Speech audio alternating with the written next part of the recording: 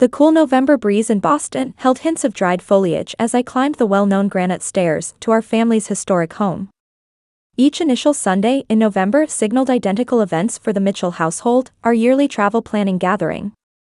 Through 28 years, I'd occupied that wooden table observing my elder sibling Victoria design elaborate journeys while I silently consumed Mother's beef stew and tolerated their offhand rejections.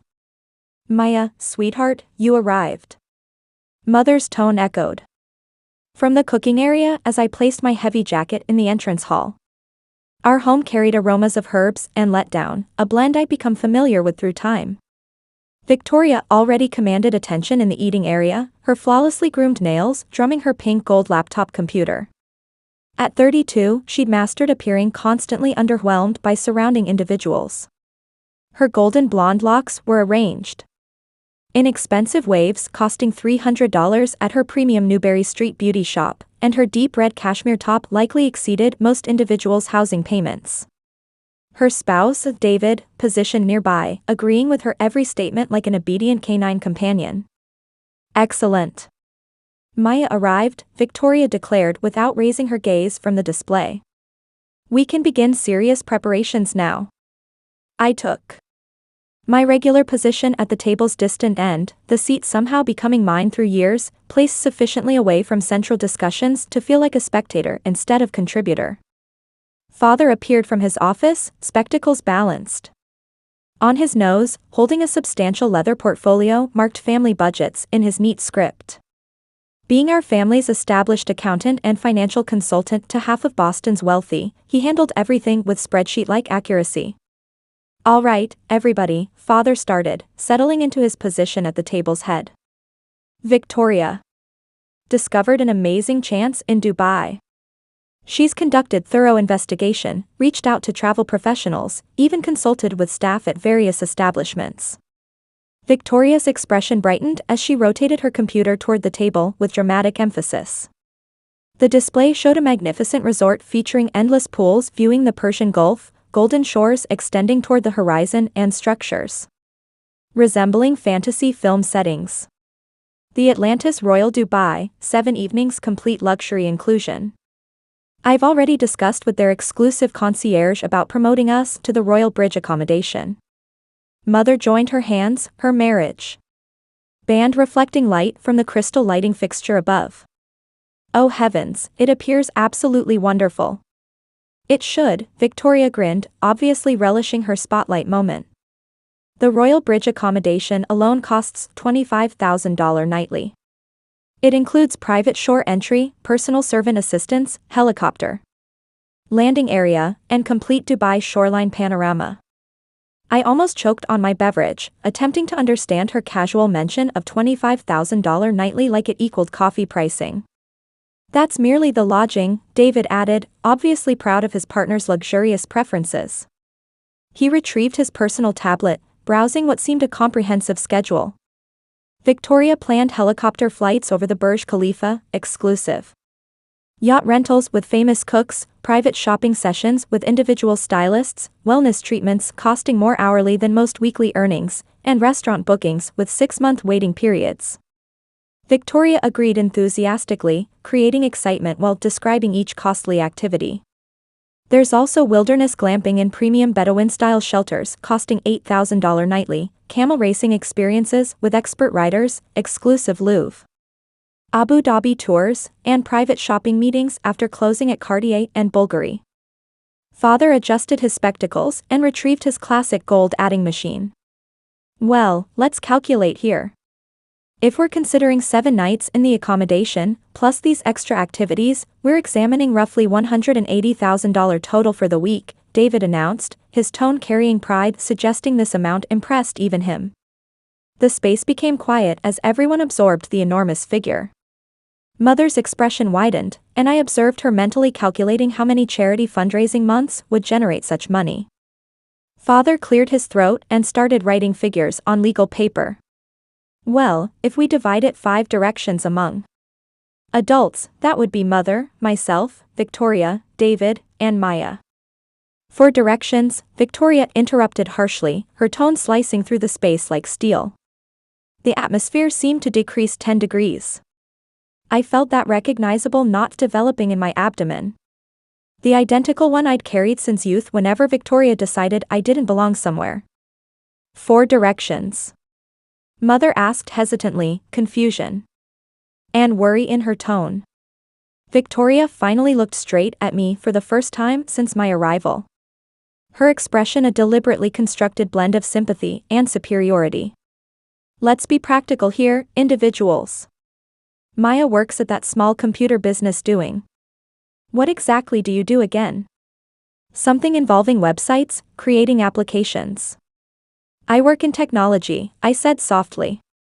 Right, technology, she said with gesture quotes, rolling her eyes as if the complete technology field was some elaborate prank.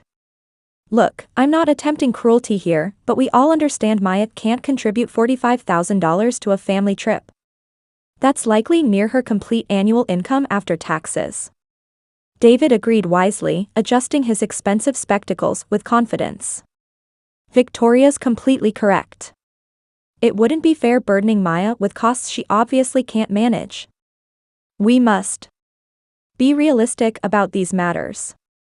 The recognizable burning of embarrassment climbed my neck, spreading across my face like flames. For 5 years, I'd observed my family making suppositions about my existence, my profession, my abilities. They perceived what they chose to perceive. The silent younger daughter who abandoned their distinguished social groups to work with computers. You know what, Maya? Victoria continued, her tone adopting that condescending quality she'd perfected through years. You should arrange your own small trip. Perhaps something more suitable for your budget. I noticed some charming bed and breakfast options online. In Vermont or New Hampshire. Very quaint, very appealing. I think I saw some under $200 nightly. Mother reached over and touched my hand sympathetically, her contact gentle, but somehow worsening the situation. There's nothing incorrect with budget travel, darling. Not everyone can afford luxury experiences, and that's completely acceptable. Father agreed in accord, his expression, kind, but misguided. Your mother's correct, Maya. There are wonderful travel experiences at every cost level. You don't need to spend fortunes creating memories. I looked around the table at my family. My parents agreeing in sympathetic accord. Victoria looking satisfied with herself for solving the Maya issue so effectively. David checking his device with bored indifference. They had absolutely no understanding who I truly was or what I'd achieved over the past 6 years. The irony was almost amusing. Here they were planning to spend $180,000 on a week-long trip while I sat quietly with more money in my checking account than they'd see in their combined lifetimes. But they'd never bothered asking about my existence, my work, my achievements. You can't afford our family trip to Dubai. Victoria laughed, closing her computer with a definitive snap. Stick to your budget journey, Maya. There's no shame understanding your limitations. That's when something inside me broke. Not with fury or rage, but with a quiet clarity I'd been avoiding for years. I was tired of being invisible, tired of being dismissed, tired of letting them make assumptions without any resistance. I smiled, genuinely smiled for the first time since arriving and reached into my designer handbag. You're absolutely correct, Victoria, I said calmly, my tone steady and clear. I should definitely stick to what I can afford. I placed my black American Express Centurion card on the table. The weight of the titanium made a soft but definitive sound against the mahogany surface. The card gleamed under the chandelier. Light, its distinctive design unmistakable to anyone who understood luxury financial products. Victoria glanced at it dismissively, clearly not recognizing what she was observing. Maya, having a credit card doesn't mean you can afford. You are absolutely correct, I interrupted softly. Let me show you exactly what I can afford. I retrieved my iPhone and opened my primary banking application. The display showed my main checking account balance, the numbers clear and undeniable. I turned the device toward Victoria, making sure the screen was perfectly visible. The number. Read 47,847,293.18. Victoria's face went completely pale, like someone had physically drained all blood from her body. Her mouth opened and closed repeatedly, but no sound emerged. Her perfectly applied cosmetics suddenly looked harsh against her pallid complexion. "What? What is that?" Mother whispered, her tone barely audible. "My checking account," I said. Simply as if discussing weather. "Just one of them, actually." Father grabbed his reading spectacles and leaned forward, squinting at the display like it might be an optical illusion. "Maya, that can't be. That says $47 million. $47.8 million to be exact." I corrected matter-of-factly, though it fluctuates daily depending on market performance and dividend payments from my various investments. The silence in the space was absolutely deafening. Victoria stared at the device display like it might suddenly reveal itself to be an elaborate joke. David's tablet slipped from his hands and clattered onto the table. "How is that? How is that possible?" I set my device down gently next to my black card and folded my hands in my lap. "Remember that small computer business I work for? The one you've all dismissed as some kind of hobby? It's called Quantum Solutions." Victoria's eyes darted frantically between my face and the device display. "Quantum? What? Quantum Solutions?" I repeated slowly. "I founded it 6 years ago in my tiny Cambridge apartment that you love to call a hovel." The space erupted in shocked murmurs and gasps. "Founded it?" Father's tone cracked slightly. "We specialize in AI-driven data analytics for Fortune 500 companies. We revolutionized how major corporations analyze consumer behavior patterns, predict market trends, and optimize their supply chains. Last year, Microsoft acquired us for $2.3 billion. Mother's hand flew to her chest. $2.3 billion. I retained a 30% stake in the company post-acquisition, plus received $800 million in immediate cash payments. The retained stake is now worth approximately $1.1 billion and growing. Victoria looked like someone had just told her that gravity had been reversed. $800 million. The thing is, I continued, my tone remaining steady despite the chaos around me. I've been sitting here for years listening to all of you assume I was struggling financially. Victoria, you literally just told me I probably make less than $45,000 yearly.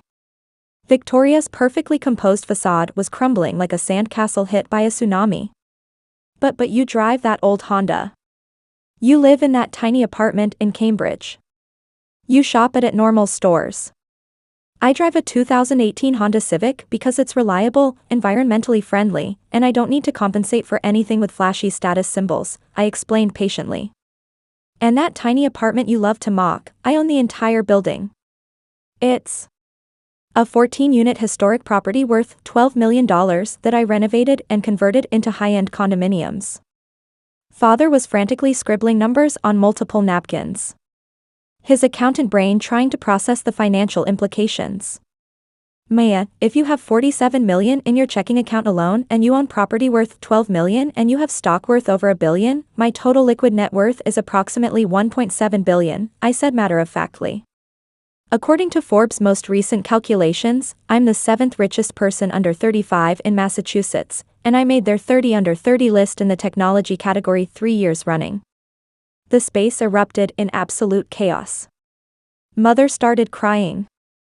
Whether from shock, pride, or confusion I couldn't tell. Father dropped his calculator and it bounced off the table. David's mouth hung open so wide I could see his dental work. But Victoria looked like her entire worldview had just collapsed. "This isn't possible," she stammered, her tone shaking. "You would have told us. You would have said something. When exactly should I have told you?" I asked, raising an eyebrow. "When you called my apartment a hovel. When you suggested I shop at thrift stores because it's more my style. When you told everyone at Mother's 60th birthday that I was going through a phase with computers." Each example hit her like a physical blow. I could see her mentally replaying years of condescending comments. Maya. Mother whispered, tears streaming down her cheeks. Why didn't you tell us? We're your family. I looked around the table at these people I'd loved my entire life, but who had never truly seen me because I wanted to understand who you really were when you thought I had nothing impressive to offer. And now I know exactly who each of you are. Victoria suddenly straightened up, her business instincts kicking in. Well, this changes everything. Maya, you could book the entire resort if you wanted to. We could do a month in Dubai, private jets, multiple suites.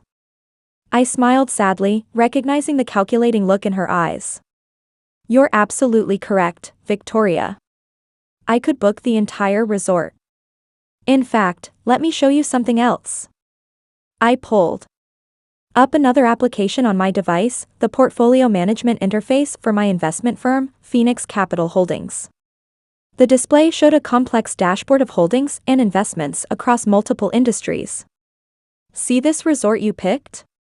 The Atlantis Royal Dubai that you spent hours researching? She agreed eagerly, hope flickering in her eyes. I own 18% of Atlantis Resorts International. I bought the stake 2 years ago when they were expanding their Middle Eastern operations. Victoria's face went from hopeful to horrified. You own part of the resort, which means I can get us the Royal Bridge Suite for free indefinitely. Plus complimentary everything. All meals, excursions, spa treatments, yacht charters, helicopter tours, shopping experiences, even those $8,000 per night desert glamping experiences. The entire $180,000 experience you planned would cost our family exactly $0. The irony was perfect.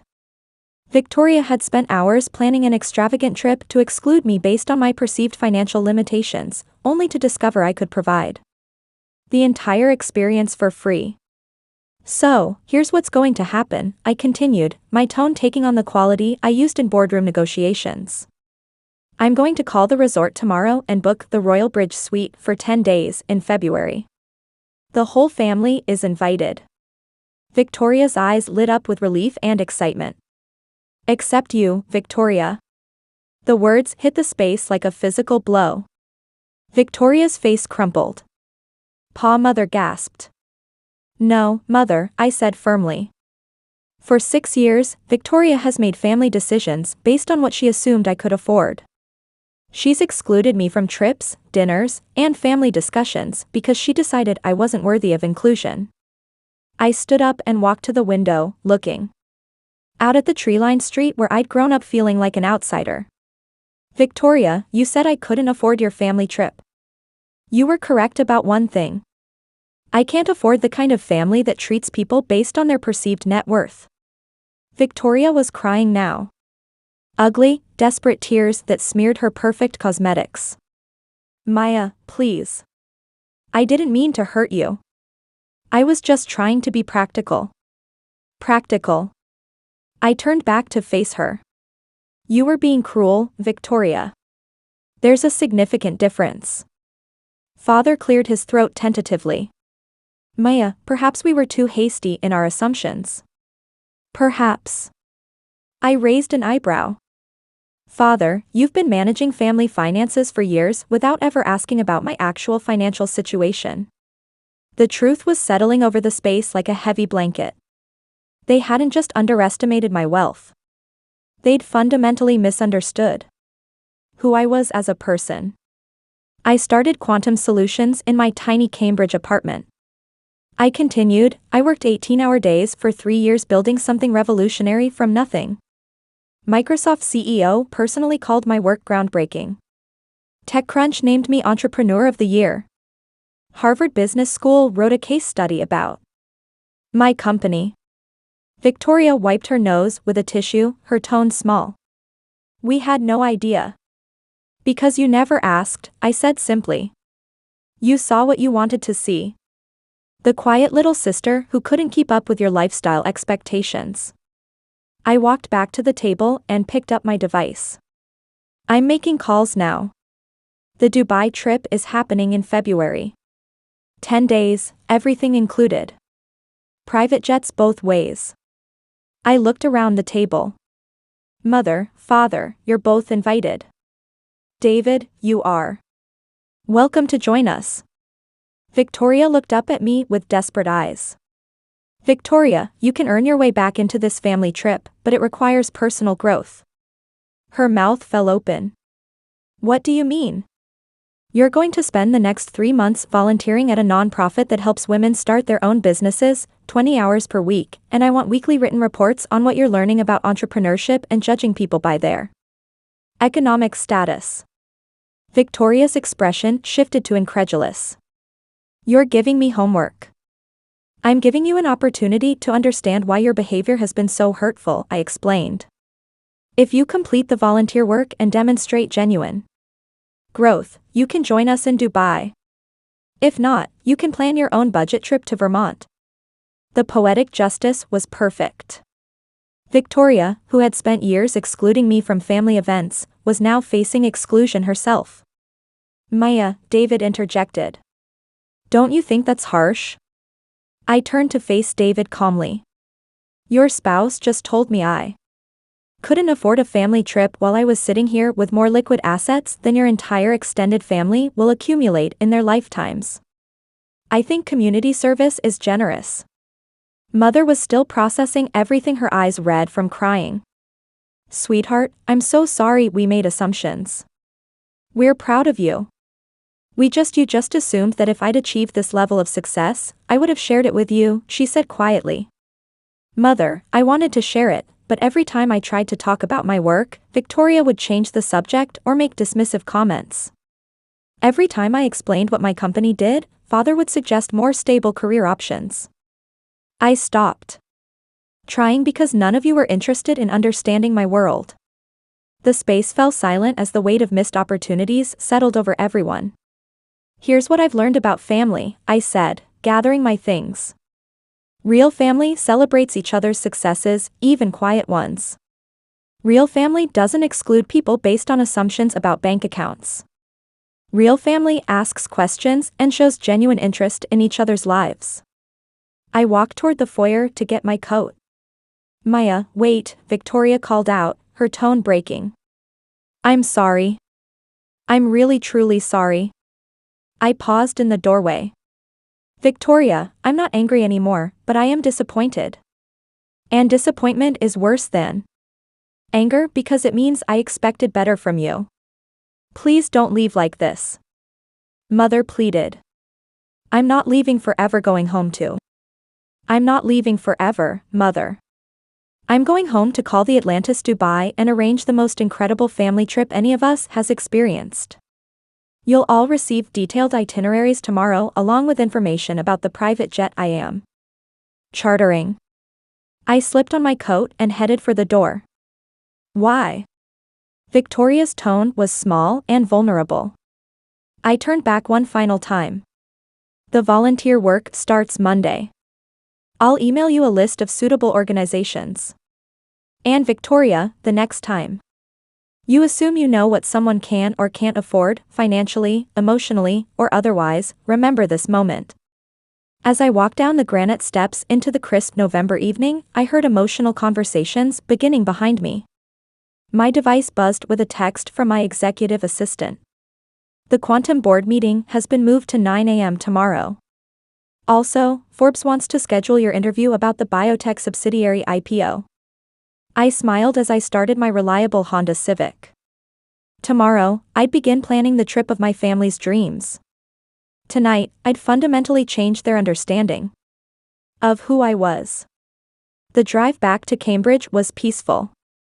As I pulled into the private parking garage of my tiny building, a beautifully restored 19th century brownstone converted into luxury condominiums, I realized something fundamental had shifted. For the first time in my adult life, I felt completely free from their expectations and limitations. My device rang as I entered my penthouse apartment with floor-to-ceiling windows overlooking the Charles River. The caller ID showed Victoria's name. Maya, she said, her tone hoarse but steadier. I found a nonprofit, Women's Business Initiative of Boston. They help women start companies focusing on women who've been told they can't succeed in business. I'd like to start volunteering tomorrow. If they'll have me. I looked out at the Boston skyline, lights twinkling like earthbound stars, and felt something shift in my chest. Not forgiveness exactly, but the beginning of hope. That's an excellent choice, Victoria, I said sincerely. I think you'll learn things there that will change your perspective in ways you can't imagine. Maya, yes, I'm proud of you. I should have said that years ago, and I should have asked about your work instead of dismissing it. You've accomplished something incredible. For the first time in our adult relationship, Victoria sounded completely genuine. Not calculated, not manipulative, just honest and remorseful. Thank you, I said softly. That acknowledgement means more than you know.